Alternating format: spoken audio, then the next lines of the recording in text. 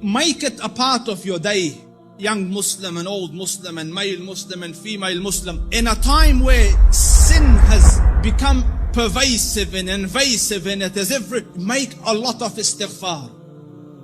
Because from the punishment of Allah Rabbul Izzah, me and you were given two safeties, two things that we could hide behind and keep the adhab of Allah away.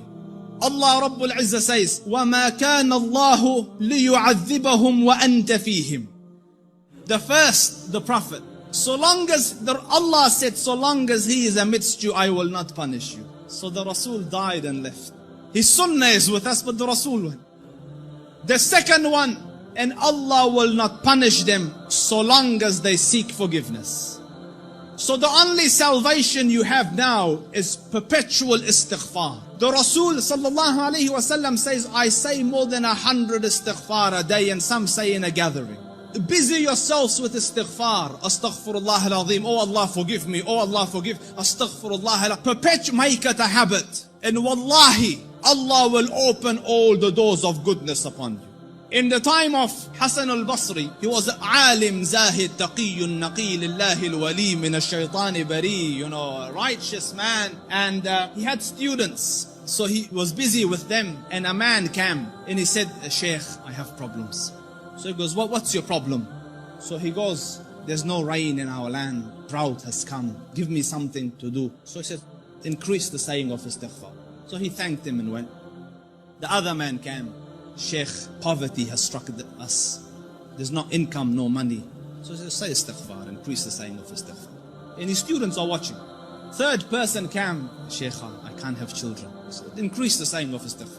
So the students look at the Sheikh, every person came with whatever sickness. You have one medication, just injecting everyone the same thing. What's going on? So the Sheikh said, it's from the Quran. فَقُلْتُ اسْتَغْفِرُوا رَبَّكُمْ إِنَّهُ كَانَ غَفَّارًا يُرْسِلِ السَّمَاءَ عَلَيْكُمْ مِدْرَارًا وَيُمْدِدْكُمْ بِأَمْوَالٍ وَبَنِينَ وَيَجْعَلْ لَكُمْ جَنَّاتٍ وَيَجْعَلْ لَكُمْ أَنْهَارًا. Make istighfar of Allah. Allah will send the sky down with helpful rain for you. He will bestow you with wealth and progeny and make your gardens grow, and around it springs of water will come. All for the saying of istighfar and the returning to Allah Rabbul Izzah with seeking forgiveness of Allah Rabbul Izzah. Make istighfar, Muslims. Amidst the scholars of the past, one of the famous ones is Ahmad ibn Hanbal.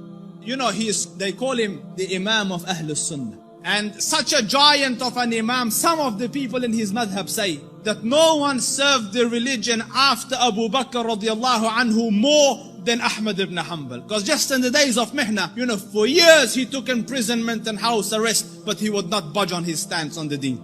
So his fame and repute extended across the Muslim land. Everyone knew him, but there was no selfies in those days, you couldn't share a picture. So no one knew. Few people around him and his students and the Ahlul Ilm knew what the Shaykh looked like. Most people hadn't seen him, but they had heard about him.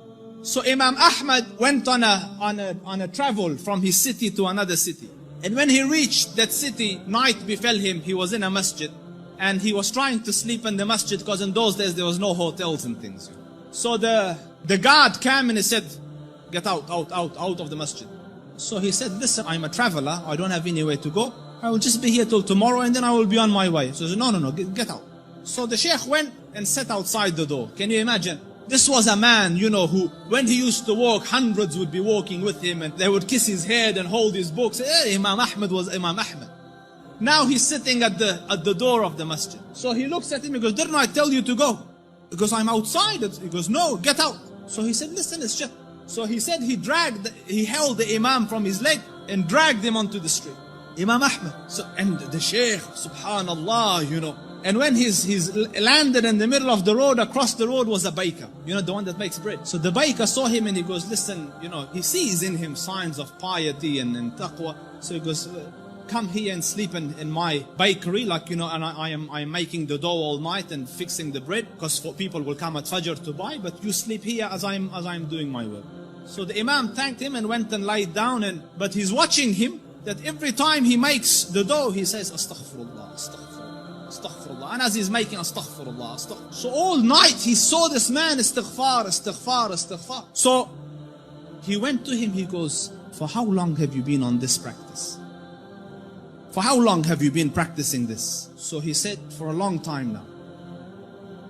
So he said, for how long? He says, for a long time. So he goes, have you seen any benefits?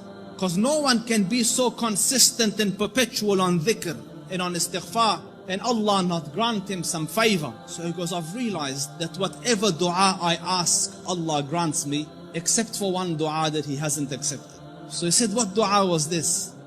He said, I prayed that, Ya Rab, let me see Imam Ahmad ibn Hanbal, and so far I haven't seen him. So the Shaykh said, he goes, Subhanallah, he dragged me by my feet to come into your bakery.